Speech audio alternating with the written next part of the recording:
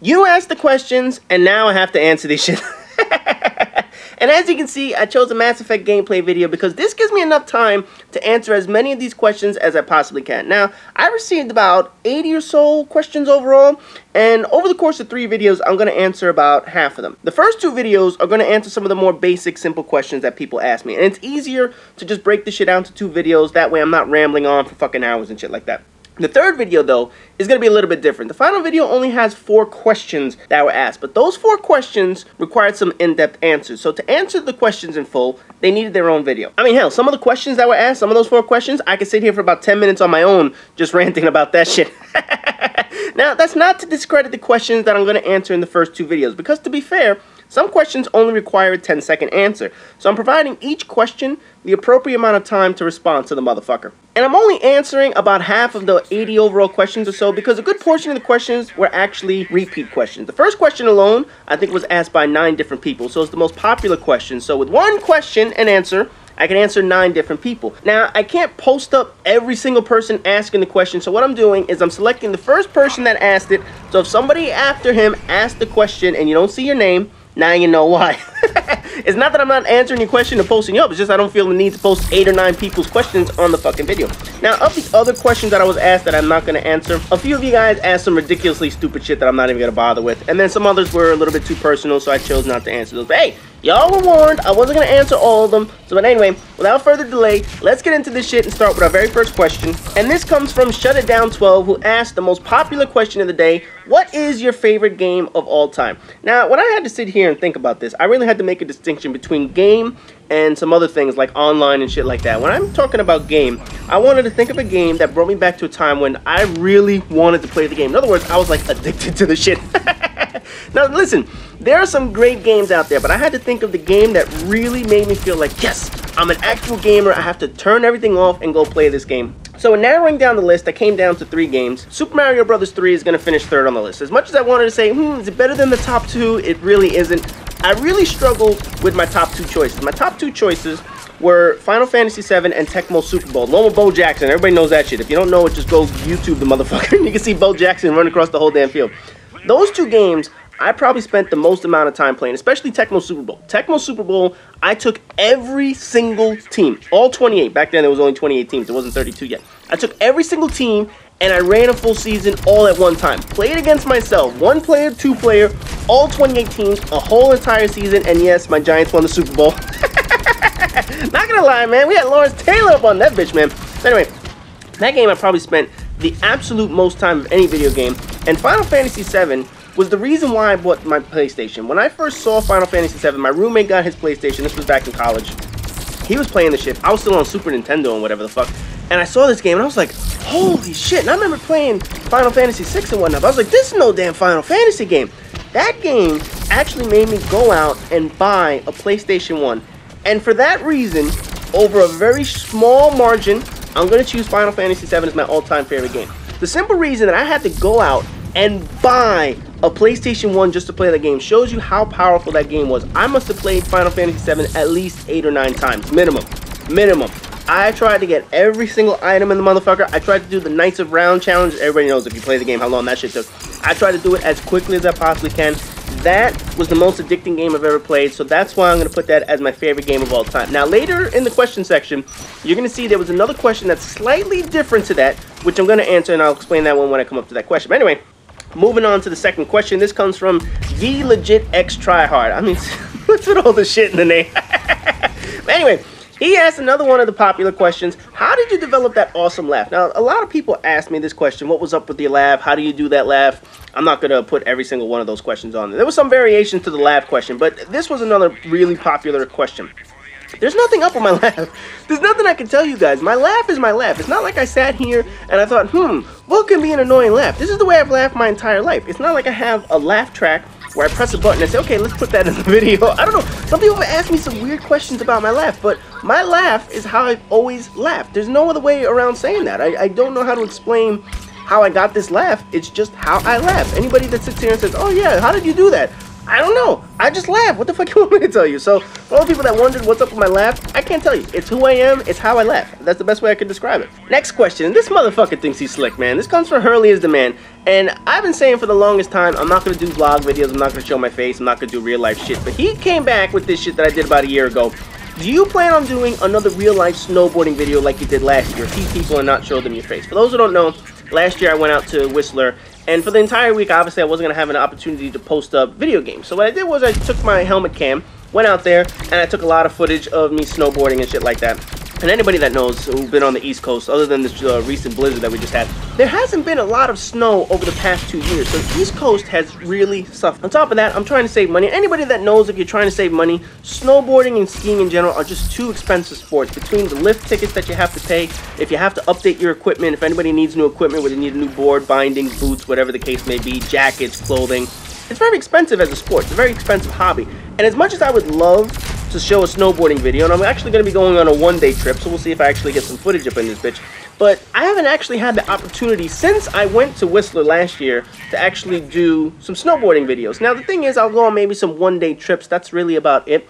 But Whistler was a long vacation. Anybody that's been to Whistler knows how amazing that mountain is. I would love to do some more snowboarding videos. If I get the opportunity, I'll post it up. But we'll see if I'm not going to promise that I'm going to have snowboarding content. But I would love to post some more snowboarding videos. Next up is Tetsiga34, Tetsiga35. I don't know. You guys need to like phonetically pronounce your names for me. I got a couple of names in here, man, that I can't fucking pronounce, and I know I'm butchering this shit. But anyway, you see the name there, however you want to fucking pronounce it. He was one of a few people that decided he was going to ask a couple of questions. So the first question was, how did you get started in gaming, as in what was your first gaming console? First gaming console, I mean, I had the Atari. I had, you know, the one-stick, one-button console, but I was like a baby back then, so I really don't remember it. I think I might have played like a Pitfall on it or some shit like that. But my first console that was like really mine was the first Nintendo, you know, with Super Mario Brothers and shit like that. So that was like my first console. I guess the Mario Brothers came with it, the console. People remember that shit back in the day. So that was the first console that I started on, and that's when I got my first into gaming and shit like that. Second question, why the hell did you let Epic Pineapple submit again after the shit he sent you? And this is the first of two back-to-back Epic Pineapple questions. But you know, Epic Pineapple sent 3 videos. First video he sent was a horrible Mario video for the Hip Fire commentary series. Fine, he sent me a horrible Mario, I'm not going to worry about that. The second one was that earthquake survival video. Now, when he sent that shit, I know I hadn't limited what people could send me, so I wasn't going to ban him as of this yet. I mean, he got me good on that one, let's be honest. He sent in some shit, it wasn't a video game. Because of him, I had to come up with a whole bunch of rules just to prevent some stupid shit like that. But then after that, he was given one more opportunity, and he gave me Team Fortress 2 or whatever the hell it was, and that shit was horrible. So I was like, you know what? You're gone, motherfucker. And then anybody that followed me along on the Yoush project that I had a few months ago, I took over Yoush and I asked Epic Pineapple to send me some epically weird shit, and of course he came through with something absolutely dreadful.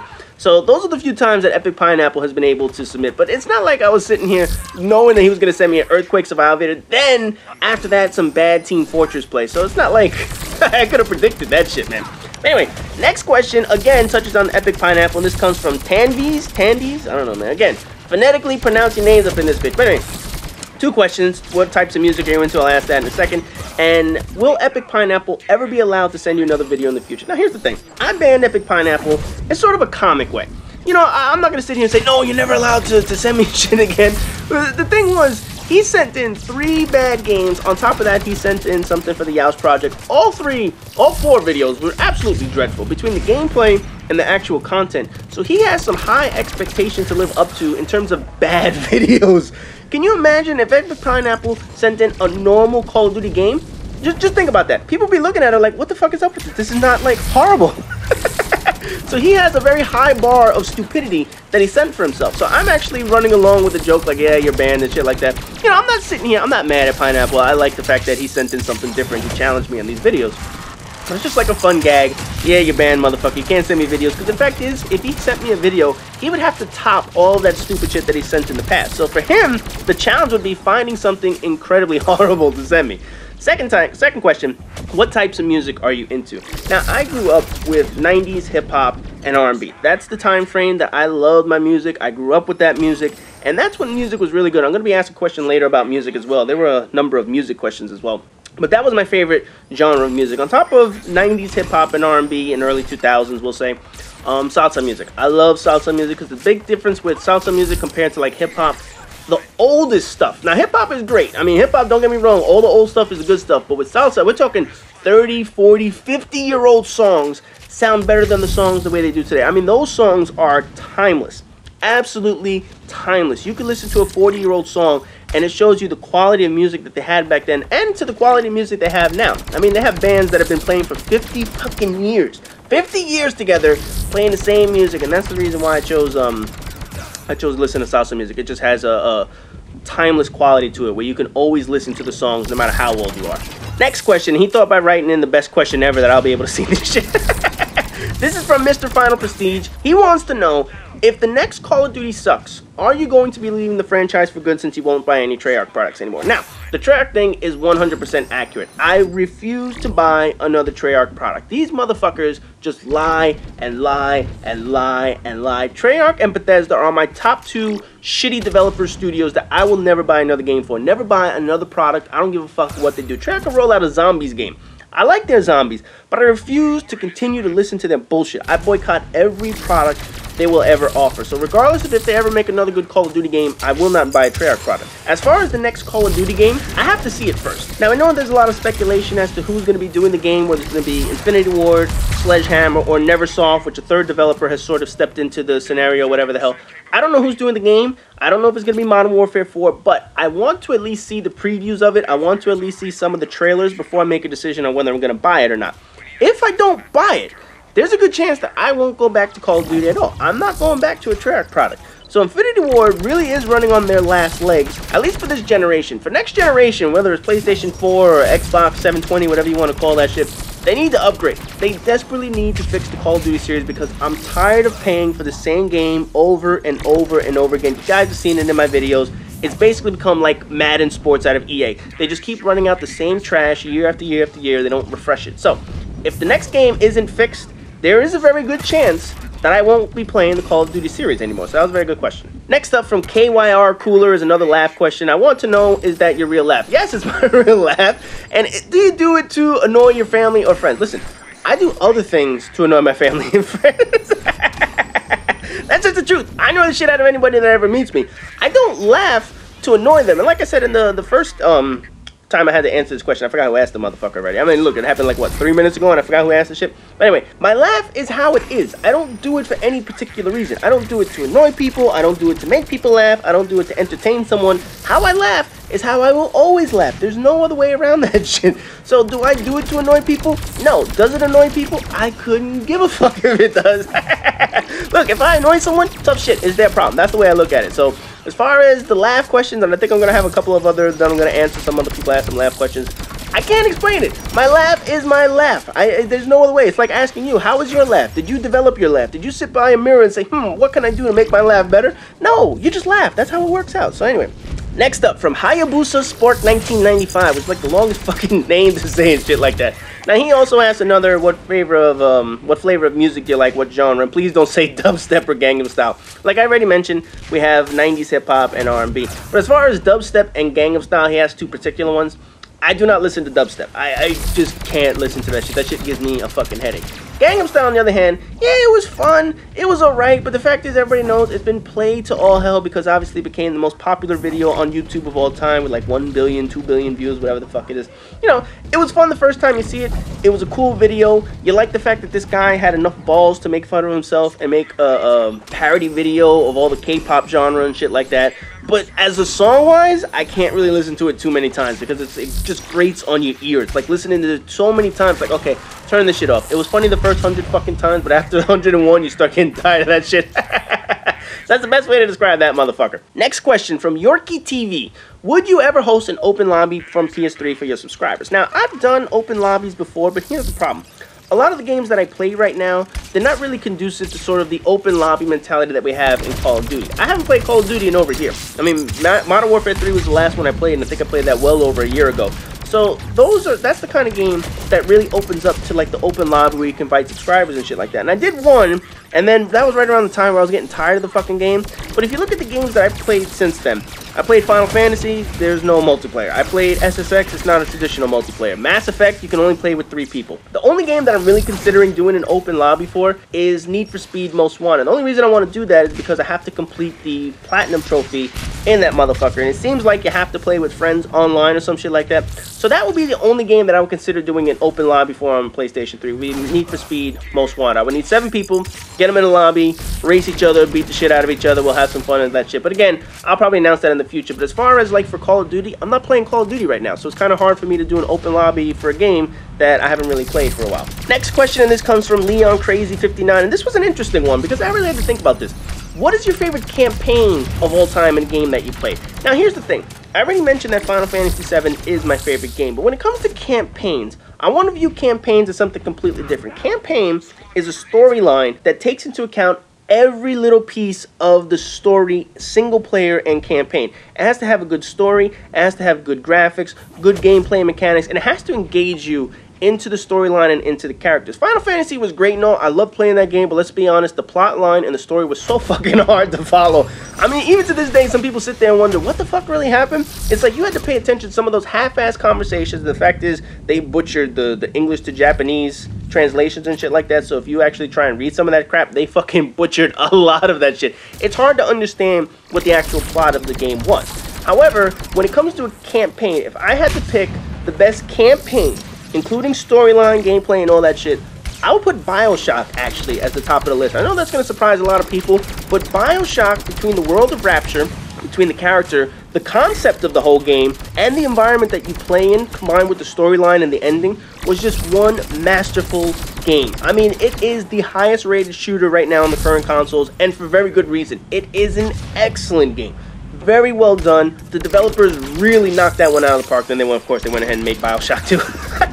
The developers didn't make that, a side company did, but we're not going to get into that bullshit. But if I had to pick the best campaign, I would put BioShock right at the head of every other game. And there's some other great campaigns out there, but BioShock really blew it away when it came to everything that they added to that game. Next up is a series of questions from another subscriber, and this comes from XXX Pro Ranger XXX. You need some more X's in your name. And the first of his many questions is, he loves the name, what made me choose it? Now, this is the real simple concept that I had to come up with. I didn't want to put something too personal. I wanted something that was fun and stuff like that. Back in college, I used to DJ. And a lot of people were like, what? You used to DJ? Yes, I used to DJ in college. I used to DJ on college radio. It was uncensored. That was actually the name of my show, Uncensored. So I cursed all the time. I loved it. You could be able to do anything you wanted on college radio. So I used to curse all the time. And I came up with the DJ name of Loco and my last name. I'm not going to tell you what my last name is, but it kind of went with the idea of Loco. It really worked well. So what I had was, when I wanted to make a PlayStation name, I was thinking, what can I make? Because I don't want to use my last name. I don't want to use my old DJ name. I haven't DJed in years, so I was like, whatever. I wanted to come up with something that really described my personality, so I like the idea of keeping Loco in there. And everybody knows I am, yes, partially crazy when you see some of the shit that I do. So I came up with my first initial of my name, J, Loco, and then when it came to the number at the end, I wanted my favorite number, so I came up with 11. Next question that he asked was, what percentage are you in the world of Mass Effect due to your COD boycott? I'm actually top 1% in both of the categories that they have on the leaderboards. At one time, I believe I was in the top 30 of the rankings in terms of how long you played the fucking game. You know, they count by how many times you promoted whatever character. I think I was in the top 30. That was the highest I got. For the challenge system, how many points you gain by playing the challenges and doing the challenges, I believe I was in the top 40. So I was in the top 30 and the top 40, and that is the top 1% of the world in the entire thing. And the funny thing is, in Mass Effect, it actually tells you what percentage you are in the world, and I am top 1% in both categories. That's how much I played that motherfucking game. Then the final 3 questions I'm not really going to answer, but he asked, what's your favorite game? I already answered that. YouTube's a hobby. What's my real job? My job is top secret. And the final question, I have no idea what he's talking about. I tried reading the shit like 5 times over, and it's something about, are you a brony? Are you against them? And Call of Duty, I don't pay attention. I don't know what the hell you're talking about, so I'm not even going to bother with that shit. Next question, motherfucker. So this one comes from Sean, Season, I don't know, again, phonetical pronunciation of these motherfuckers. Anyway, question is, what do you like to do outside of video games? Do you like watching and playing sports or whatever? So it's sort of like 2 questions in one, but anyway, we'll get to answer this. As far as hobbies outside of video games, anybody that comes to my age and gets to my age knows that you have less and less time to do the things that you want outside of fucking work. I mean, you work all day, you come home, you have maybe 6 or 7 hours to relax, eat dinner, watch some TV, unwind, whatever it is. So I do have some hobbies outside of video games. I love to cook. I happen to be a very good cook. I'm not going to sit here and be like, oh yeah, I'm a chef and all this shit. No, I have cooking as a hobby. I enjoy cooking. I like making new things. I like eating good food. I like eating healthy food. As far as sports and things like that, I mean, I do watch TV. Yes, I watch some couple of TV shows. Not too many, but anyway. Sports, love my sports. I'm a New York City sports fan. I think some other people asked some sporting questions, which I'll answer a little bit later. But as far as what sports or whatever that I play, the two that I mainly play now are snowboarding and golf. And as much as I love basketball, football, baseball, you just don't have the time to join leagues, you know, softball leagues, beer leagues, or go play a pickup game or whatever. So snowboarding is my main vice right now. I go snowboarding hopefully at least 5 times a year, but like I said, the snow season has just been terrible. In the summer, I have played golf in the past, but again, this whole saving money shit, people know golf is expensive. So for some reason, I picked 2 of the most expensive fucking sports to play. Fucking golf is expensive, man. Between the green fees, between the clubs, between the balls, between the cleats and shit, between getting new clubs and the bag, oh man, God, that shit just adds up. So those are the sports that I do play outside of video games and whatnot. Next up from Dragonite, I don't know, 77, whatever the hell. He asked another 2 questions. Do you have any pets, and will you ever do a series of games, just not the Hipfire commentary series? Now, I don't know what you meant by another series of games besides Hipfire commentaries. I do a couple of series on my channels. I mean, I've done some Mass Effect videos, I've done Mission Impossible. I mean, I've done different things. I don't know exactly what he meant by series, but yes, I do kind of variety of all different kind of things. And obviously, I'm going to be doing the fixing Call of Duty shit over the next couple of weeks and months and whatever the hell. So I do have other series. As far as pets, yes, I do have pets. I have 2 dogs and I have parrots. The 2 dogs that I have, they're brother and sister. They are Shiba Inus. Those who want to Google it, you guys can see what it is. It's a medium-sized, athletic Japanese dog. It's built for cold weather. These guys love cold weather. To spell it is S-H-I-B-A space I-N-U. So it's a 30-pound dog or so, 25, 30 pounds. Very athletic, very fun to play with, and they're like a cat. They're basically like a cat. That's the best way I can describe these 2. And I also have parrots, and those who know me and play with me on a daily basis, they probably do hear them in the background. So that's a big reason why I don't do live commentaries, because the parrots are in the background, and they're very close to where the PlayStation is. So the fact is, when I'm playing online, if I were to do a live commentary, what you'll hear in the background are a whole bunch of parrots. So that's why I rarely do live commentaries, because the fact is, I will have a lot of noise in the background. So that answers the pet question. Next question is another laugh question. This comes from JDunn000, and he got the "Why you mad, bro?" fucking troll face. And then he gonna ask this shit. Do people ever comment about your laugh in person when you laugh? And if so, what are the things people said? Nobody's ever said anything. The only time I ever get questions about my laugh is online from you guys. That's it. I mean, I'm being perfectly honest. When I laugh, I laugh. So nobody's ever said, hey, that's an odd looking laugh. Do you practice that? Have you done that or some shit? No. I mean, how I laugh is how I laugh. So I don't know if anybody's ever been annoyed by it, like I said, but have they said anything? No. Nobody's ever said anything. The only people that say things are the people online. That's it. Next question is probably one of the more interesting questions that I received, and it's not a trolling question. It just happens to be very oddly asked. But this comes from Torvik. If you could own and rule 3 square feet of land anywhere, where would it be and why? Now, here's the thing. 3 square feet is very fucking tiny. You know, that's not 30 square feet. That's just 3 square feet. That's a tiny-ass little box. I mean, I don't know what the fuck you would possibly be able to rule in 3 square feet. At best, you can fit, like, a toilet in there. That's what I would pick. I'd pick a toilet, my bathroom. That's what I would pick. I have a throne there set up all for me to take care of all my bullshit. 3 square feet, man, that ain't shit. I don't know if you meant 30 square feet or maybe a little bit more, but if I had to pick 3 square feet, I'd pick my bathroom where my toilet is. That's the easiest way I can answer that motherfucker. Next up from Sewell ABC, I don't know, some shit like that. Do you follow any sports regularly? Remember you talking about it in Hipfire commentary, blah, blah, blah, New York sports. Yes, I follow all sports. I'll put it that way. I know baseball, basketball, football, and somewhat hockey, but we'll get into hockey in a second. I follow everything, from the Olympics to snowboarding. I love watching sports. Sports is something that I enjoyed playing when I was a kid, but obviously as you get older, like I said, you just have less time to do these things. And living in New York, I follow my sports teams. Now, the funny thing in New York is that we have 2 or 3 of every team in every sport. You look at baseball, I grew up as a Met fan. I hate the Yankees. Yes, I picked the wrong fucking team. I didn't pick the wrong team, but the fact is I grew up in 1986 and I watched the Mets win the World Series. I said, hey, I'm a Met fan. As far as football, I was lucky in that one. I picked the Giants. You know, a lot of people are Mets and Jets fans, and it's not just because the name rhymes, but years ago they used to share the same stadium. The Mets and Jets used to play in Shea Stadium, so a lot of fans decided they were going to root for both teams since they were in the same stadium. Eventually, the Giants and Jets both moved out to New Jersey, but I've always been a Giants fan. So luckily, out of all the teams that I've watched, that's the one team that's been able to win championships recently. Obviously, they won 2 Super Bowls in the past, what is it, 5 or 6 years now? They've been able to beat the Patriots and shit like that. And then obviously in the 80s and early 90s, they had Bill Parcells as the coach, and they won some titles then. So that is one of the few teams that I could say has had a lot of success that I've had cheering for. Basketball, I'm a Knicks fan. I'm a tortured Knicks fan, although they're doing a lot better this year. But my God, man, trying to watch them through the fucking Isaiah Thomas years, holy shit. It was just like, can you shoot me, man? This is fucking terrible. The Knicks are the last team to watch that I root for in New York City that haven't won a championship in my lifetime. They won championships before I was born, but they haven't won a championship since I was born. They came close a couple times against the Spurs and the Rockets. Both times they didn't do it. But I'm hoping and praying that eventually I get to at least see one Knicks championship in my lifetime. That's the last holdover. Finally, there's hockey. I'll be honest, hockey is not followed majorly in New York City. It's followed in other cities, but the fact is hockey is like, you know, the stepchild of sports. I'm a Rangers fan, and I saw them win the cup in 1994, so yes, I've been able to see the Rangers at least win 1 Stanley Cup, but I'm not really like, if hockey's on and basketball's on, I'll watch basketball. If hockey's on and a TV show's on, I'll watch the TV show. I know what the Rangers are doing, but it's not like I sit down and I say, okay, I have to watch hockey. It just doesn't interest me. I just can't do it. Don't explain to me why. I know a lot of people can say, oh, this and hockey's great. Listen, it's one of the fastest sports. It's a brutal sport. It takes more talent and skill than any of the other sports. The fact that you have to ice skate and handle a puck and a stick and get hit. It takes more skill than any other sports. But I just can't watch it. I can't get into the motherfucker. Next up from Grey D Boss, in the past year, what has been your favorite video game? Well, this one's a pretty easy one. It's been Mass Effect 3, because that's basically what I've been playing.